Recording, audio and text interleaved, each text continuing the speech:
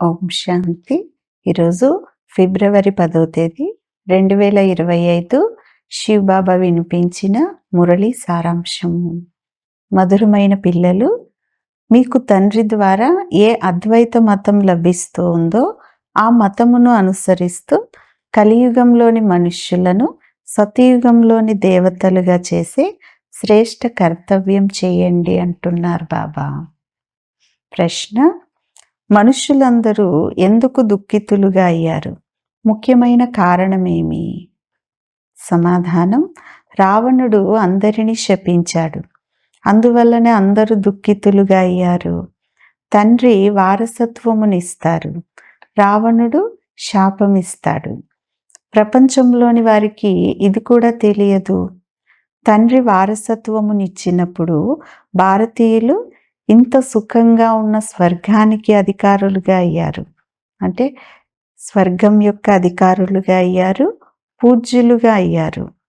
శపించబడినందున పూజారులుగా అయినారు అంటున్నారు బాబా. మంచిది.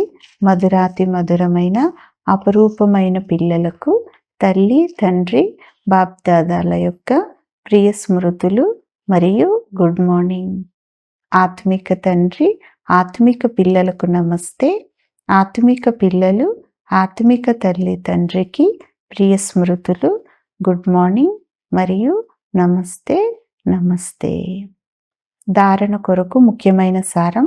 మొదటి పాయింట్: విజయమాలలో వచ్చేందుకు తండ్రికి సహాయకారులై సేవ చేయండి.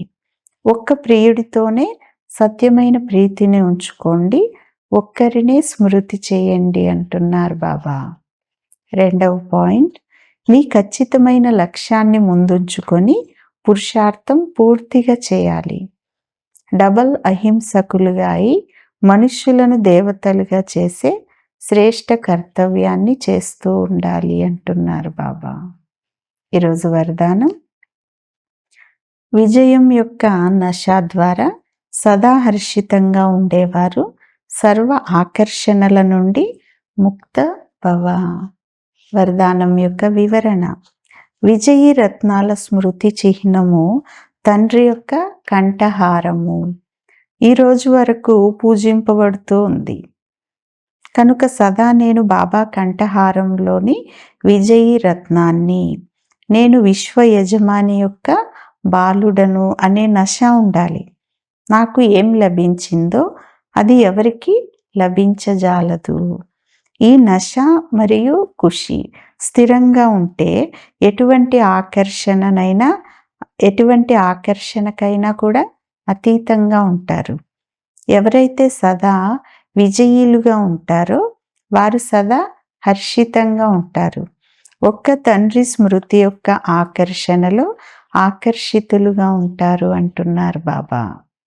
స్లోగన్: ఒక్కరి అంతములో మునిగిపోవటం అనగా ఏకాంతవాసులుగా అవ్వటం. మంచిది. ఓం శాంతి.